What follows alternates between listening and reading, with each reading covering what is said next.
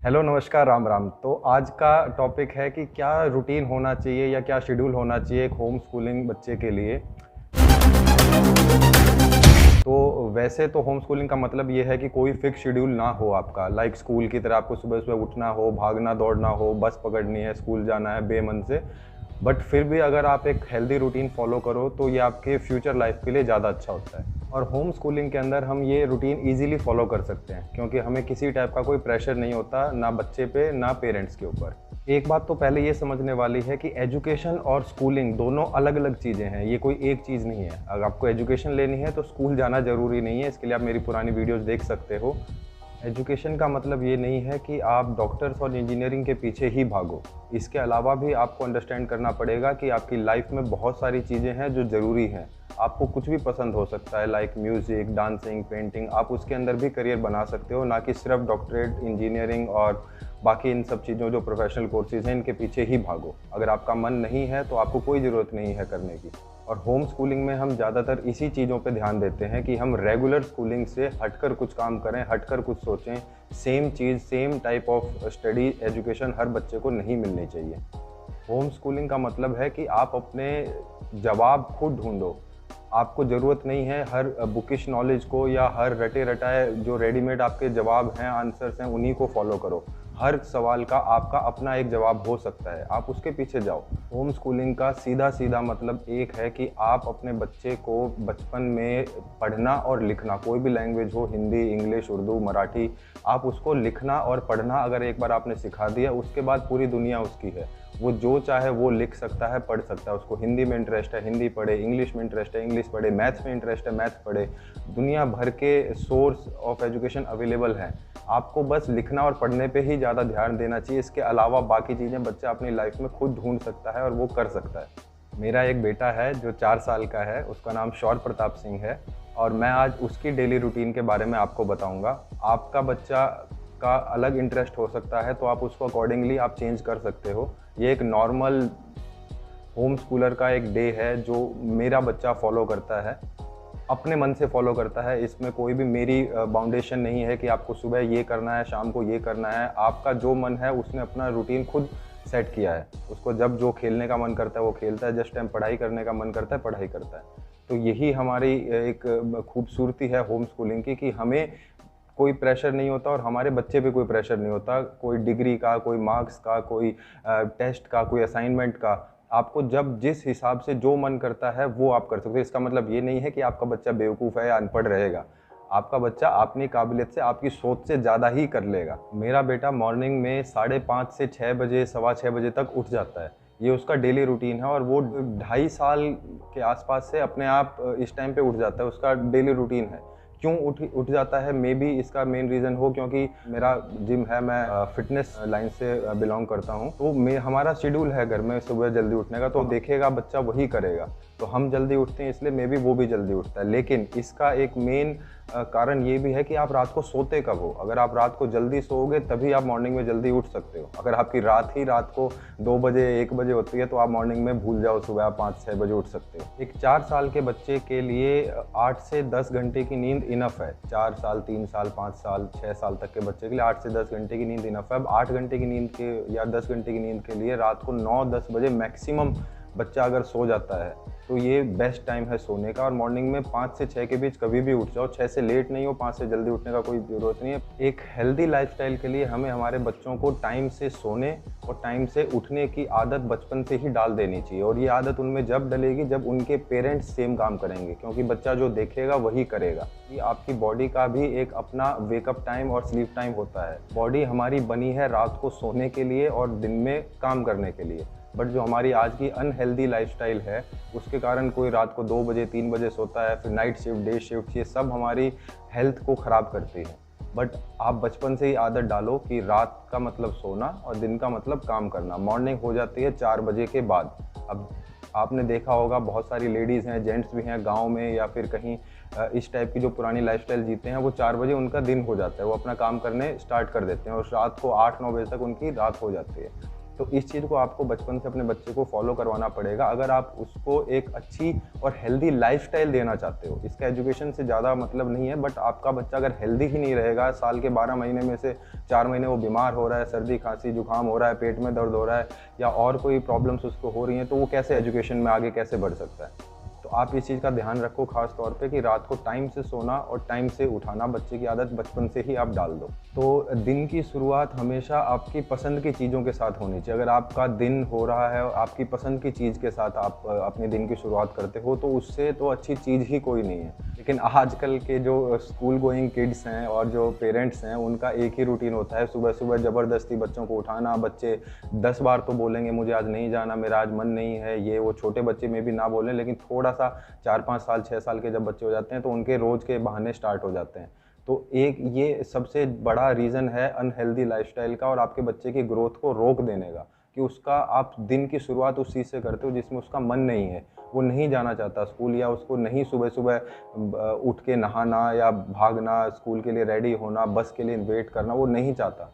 तो आप इस चीज़ का ध्यान रखो कि आपके बच्चे की जो दिन की शुरुआत है वो एक हेल्दी लाइफस्टाइल के साथ हो और वो काम करे जो उसका मन है। तो मेरे बेटे शौर को पेंटिंग और डांसिंग करने का बहुत शौक़ है, तो वो मॉर्निंग में आफ्टर फ्रेशन अप और ब्रेकफास्ट करने के बाद सीधा उसका एक ही काम होता है कि म्यूज़िक सिस्टम में सॉन्ग्स प्ले करो, थोड़ा सा डांस करो, और उसके बाद मैं उसको वाइट पेपर्स और कुछ कलर्स दे देता हूँ। वो बैठ के कम से कम 1-1.5 घंटे सिर्फ पेंटिंग करता है। कोई उसको बना के हम हाथी घोड़ा नहीं देते कि वो उसके ऊपर कलरिंग करें, या झोपड़ी या वो जो एक सीनरी होती है वो हम नहीं देते। उसको प्लेन पेपर दिया, इमेजिनेशन के हिसाब से उसको जो बनाना है, जो कलर्स यूज़ करने हैं, वो उस चीज़ से करता है और इतनी अच्छी पेंटिंग बनाता है। मैं आपको अगर मौका मिला तो डिस्क्रिप्शन में या कहीं पे लिंक दे दूंगा उन इमेजेस का, आप देखिएगा उन चीज़। 4 साल के बच्चे इतनी अच्छी पेंटिंग क्यों कर रहा है? बिकॉज उसका मन है वो करने का। हो सकता है अभी 4 साल 5 साल 10 साल तक उसका पेंटिंग का मन हो, उसके बाद वो कुछ और करे, बट वो फिलहाल वो कर रहा है जो उसका मन है। मैं उसको कोई फोर्स नहीं कर रहा किसी और चीज़ों के लिए, ना मेरी वाइफ फोर्स करती हैं। जो उसका मन है वो करता है और उस चीज़ में वो बहुत अच्छा है। और पेंटिंग करने के बाद वो अपनी मम्मी के साथ या कभी कभार मेरे साथ भी कम से कम 1-1.5 घंटे तक डांसिंग करता है। जो भी लेटेस्ट सॉन्ग हैं अपना यूट्यूब ऑन कर लेता है और अपने आप जो उसको पसंद है गाना, बाला भाला और XYZ शंकरा उसको बहुत फेवरेट है। इन सॉन्ग्स के ऊपर 1-1.5 घंटे तक ईजिली वो डांस करते हैं और खुश रहते हैं। और उनको देख के मुझे बड़ी खुशी होती है कि मेरे बच्चे का लाइफस्टाइल इस टाइप का है कि उसके ऊपर कोई प्रेशर नहीं है, कोई भागम भाग नहीं है, आज असाइनमेंट पूरा करना है। थैंक गॉड मैंने होम स्कूलिंग स्टार्ट कर दी। शौर हमेशा डेली 1 से 2 घंटा, ज़्यादा अगर उसका कभी मन करता है तो 3 घंटे से ज़्यादा वो कोई भी स्टडी नहीं करता। और ये उसका खुद के मन है। कभी उसका मन 2 घंटे स्टडी का है तो 2 घंटे जो भी स्कूल की स्टडी होती है, स्कूल लाइक स्टडी होती है, हिंदी, इंग्लिश, मैथ, ये सब चीज़ें वो अपने मन से करता है। जब ज़्यादा मन करता है किसी चीज़ में, मैथ्स में उसको मन करता है बहुत स्टडी करने का, तो उस दिन 3 घंटे करता है। बट हमारी साइड से उसके ऊपर कोई प्रेशर नहीं होता कि आपको अभी बैठो, यहीं पे पढ़ाई करनी है, ये सम सॉल्व करो, इतनी देर पढ़ो, अभी नहीं उठना, अभी आपका स्टडी टाइम चल रहा है। आपका जब मन करता है, जब वो बैठता है, मम्मा को बोलता है, डैडी को बोलता है कि मुझे स्टडी कराओ, मुझे स्टडी करनी है, तो हम में से जो फ्री होता है उसके साथ बैठ के उसको स्टडी कराता है। मेनली ज़्यादातर तो उनकी मम्मा ही कराती हैं, लेकिन एक चीज़ इसमें मेन ये है कि हम फोर्स नहीं करते कि आपका एक पर्टिकुलर टाइम है कि आपको सुबह 10 बजे से 12 बजे तक या सुबह 9 से 1 बजे तक आपको स्टडी ही करनी है। लगभग सुबह 9 साढ़े 9 बजे के आसपास वो स्टडी करने बैठता है। कभी 2 घंटे, कभी 2.5, कभी 3 घंटे, जब तक उसका मन है वो स्टडी करता है। हम एक चीज़ का और ध्यान देते हैं कि हम जब भी शौर को स्टडी कराते हैं तो हम उसको लाइक किताब के सामने बिठा के रट्टा मरवाना या फिर इस टाइप से जो स्टडी आज तक चलती है और लोग कराते हैं वो हम नहीं कराते। इंटरेक्टिव टाइप की स्टडी होती है, लाइक कुछ वीडियोस दिखाया या फिर कुछ ड्राइंग कराई जिसमें उसका मन है, या फिर डांसिंग करते करते, सिंगिंग करते करते उसको स्टडी कराते हैं। और इस वजह से उसका मन भी करता है स्टडी करने में ज़्यादा, और उसको चीज़ें और जो टॉपिक्स हैं वो ईजिली क्लियर भी होते हैं माइंड में कि इसका क्या मतलब है, ये मैं क्यों कर रहा हूँ।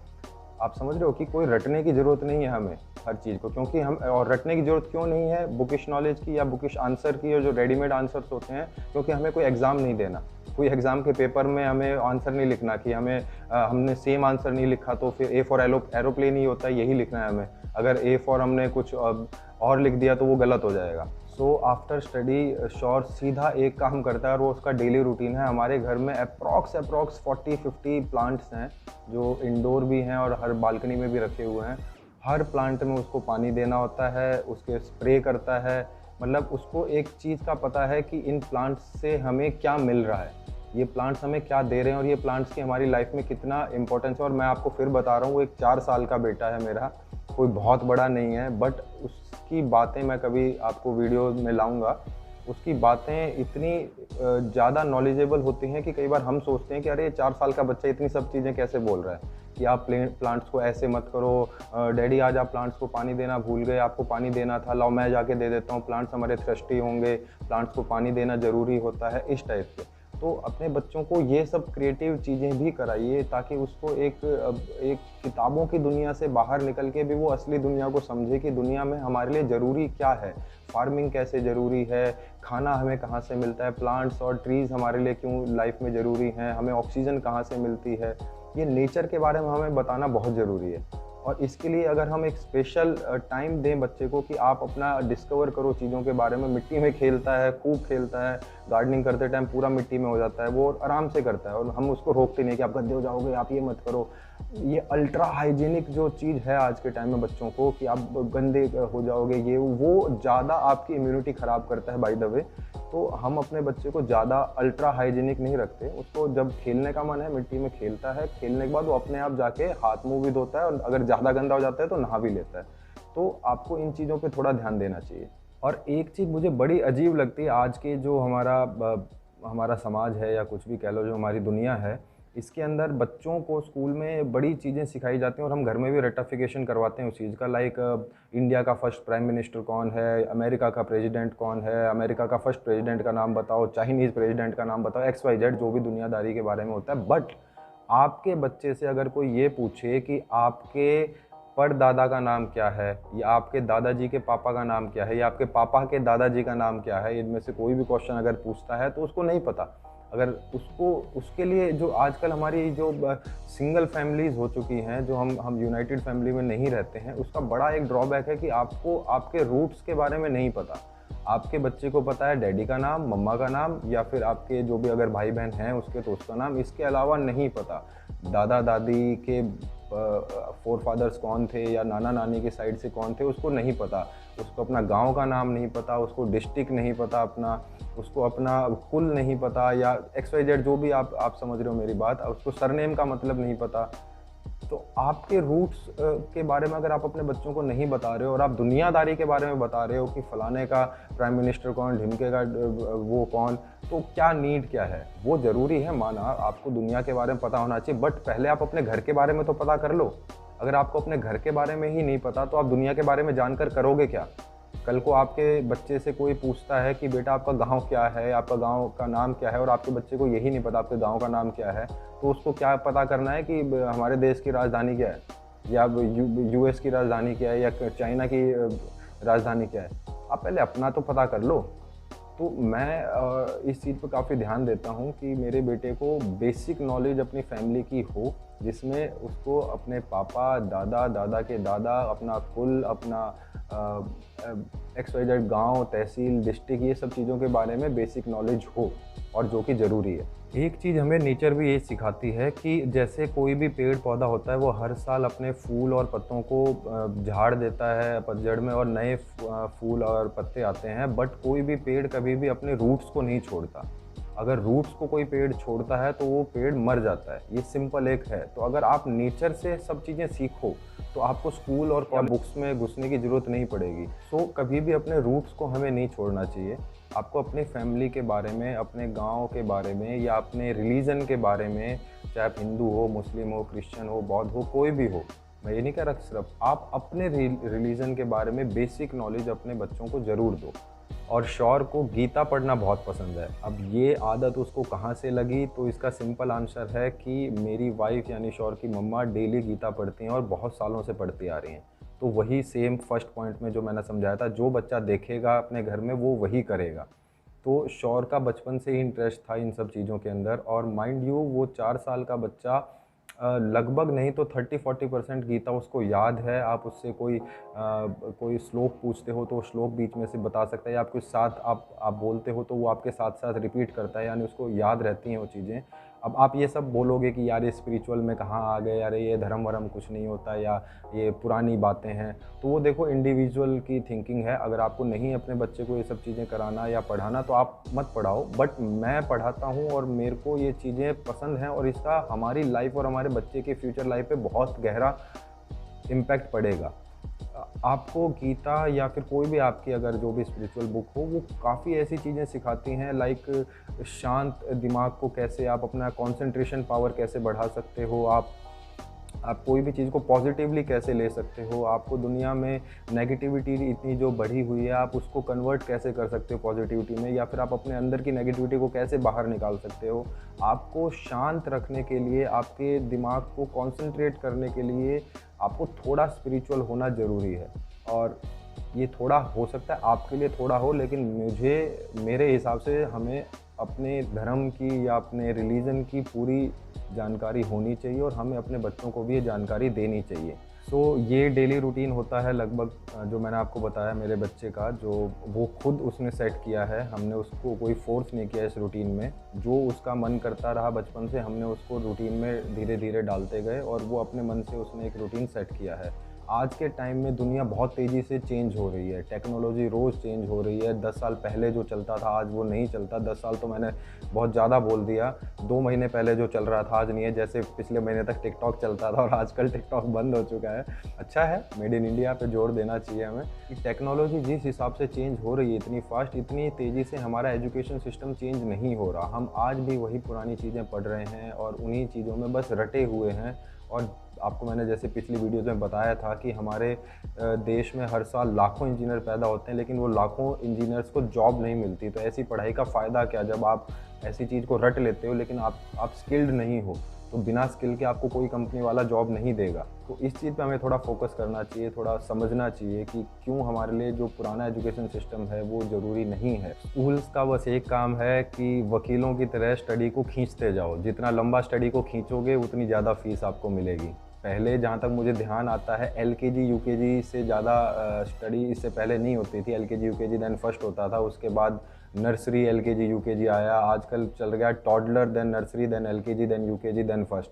तो ये बस पढ़ाई को खींच रहे हैं अपने हिसाब से, अपने फीसिस को बढ़ा रहे हैं ताकि इनको ज़्यादा से ज़्यादा प्रॉफिट हो। तो इन चक्करों में अगर आप लोग ना पढ़ें और आप होम स्कूलिंग की तरफ अगर अपने बच्चे को डालें, लेकिन होम स्कूलिंग किसके लिए ज़रूरी है और किसके लिए नहीं, इसके लिए मेरी पुरानी वीडियो आप ज़रूर देखना जिसमें मैंने इजीली एक्सप्लेन किया है कि सबके लिए होम स्कूलिंग नहीं है।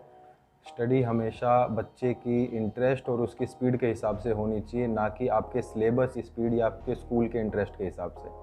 तो इस वीडियो के लिए इतना ही। अगर कोई और आपको क्वेश्चंस हों तो आप मुझे कमेंट ज़रूर करें। इस वीडियो को लाइक शेयर करें और चैनल को सब्सक्राइब करें। Thank you.